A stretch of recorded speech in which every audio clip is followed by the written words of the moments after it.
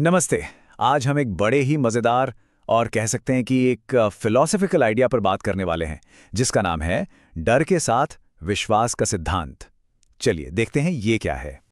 तो एक सवाल से शुरू करते हैं, क्या डरना ज़रूरी है? अब देखिए, ज़्यादातर तो हम यही मानते हैं ना कि डर एक नेगेटिव फीलिंग है और इससे बचना ही चाहिए। पर क्या हो अगर ये कहा जाए कि डरना सिर्फ नॉर्मल नहीं, बल्कि ज़रूरी भी है? सच तो ये है कि आज की दुनिया में शायद ही कोई ऐसा होगा जिसे किसी ना किसी बात का डर ना हो, है ना? ये तो जिंदगी का एक ऐसा हिस्सा बन गया है जिससे बचना कह सकते हैं कि नामुमकिन सा है। तो सवाल उठता है कि भाई डर ज़रूरी क्यों है? सुनने में थोड़ा अजीब लगेगा, है ना? लेकिन ज़रा सोचिए, क्या हो अगर डर सिर्फ एक रुकावट ना हो, बल्कि एक बेहतर ज़िंदगी की चाबी हो? चलिए समझते हैं कि ये कैसे मुमकिन है। चलिए करियर का उदाहरण लेते हैं। सोचिए, अगर किसी को अपने करियर में फेल होने का डर ही ना हो, तो क्या वो और अच्छा काम करने के लिए मेहनत करेगा? शायद नहीं। असल में यही जो फेल होने का डर है ना, यही हमें पुश करता है और ज्यादा मेहनत करने के लिए, खुद को और बेहतर बनाने के लिए। मतलब ये डर एक तरह से मोटिवेशन का काम करता है। अब इसी आइडिया को स्पिरिचुअलिटी यानी आध्यात्म में लगाकर देखते हैं।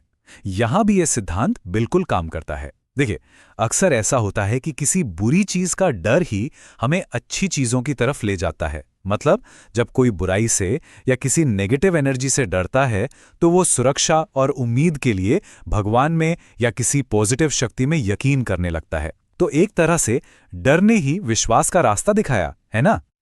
और मोरालिटी मतलब नैतिकता के बारे में क्या? जरा सोचिए, अगर किसी को समाज का डर न हो, कानून का डर न हो या भगवान का डर न हो, तो क्या वो सही रास्ते पर चलेगा? शायद नहीं। यही डर तो एक गाइड की तरह काम करता है, जो हमें बताता है कि क्या सही है, क्या गलत है, और हमें एक सही रास्ते पर बनाए रखता है। तो अभी तक हमने देखा कि डर कैसे अलग अलग जगहों पर एक पॉजिटिव फोर्स की तरह काम कर सकता है। पर अब सवाल यह है कि ये डर विश्वास में बदलता कैसे है। चलिए इस प्रोसेस को समझते हैं। देखिए, ये पूरा ट्रांसफॉर्मेशन 3 आसान स्टेप्स में होता है। सबसे पहले आता है डर।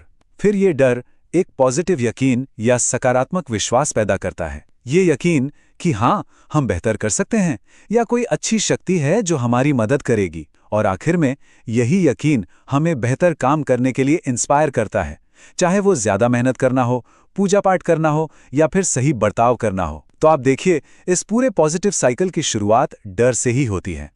तो इन सब एग्जाम्पल्स को समझने के बाद अब हम इस सिद्धांत को, इस प्रिंसिपल को ठीक से डिफाइन कर सकते हैं। आखिर ये है क्या? तो डर के साथ विश्वास का सिद्धांत आखिर है क्या? बहुत सिंपल है। ये वो पॉजिटिव फेथ है, वो सकारात्मक विश्वास है जो डर की वजह से पैदा होता है। मतलब ये सिद्धांत डर को एक नेगेटिव चीज की तरह नहीं देखता, बल्कि एक ऐसे सोर्स की तरह देखता है जिससे पॉजिटिव बदलाव आ सकता है। अगर इसे एक लाइन में समेटना हो तो हम कह सकते हैं, सकारात्मकता के लिए डर से पैदा होने वाले विश्वास को ही डर के साथ विश्वास का सिद्धांत कहा जाता है। ये वाकई एक बहुत पावरफुल आइडिया है, जो डर को देखने का हमारा पूरा नजरिया ही बदल सकता है। तो आखिर में एक सवाल पर आकर रुकते हैं। किसी भी इंसान की जिंदगी में डर आखिर कौन सी पॉजिटिव शक्ति को जन्म देता है? ये सोचने वाली बात है कि डर ने हमारे कामों को, हमारे विश्वासों को कैसे शेप किया है। शायद डर उतना भी बुरा नहीं है जितना हम हमेशा से सोचते आए हैं। जीवन विकास के ऐसे ही रोचक सिद्धांतों को जानने और जीवन में लागू करने के लिए हमारी संस्था नेचर हिस्ट्री से जुड़े रहिए और हमारे चैनल को लाइक, शेयर और सब्सक्राइब कीजिए।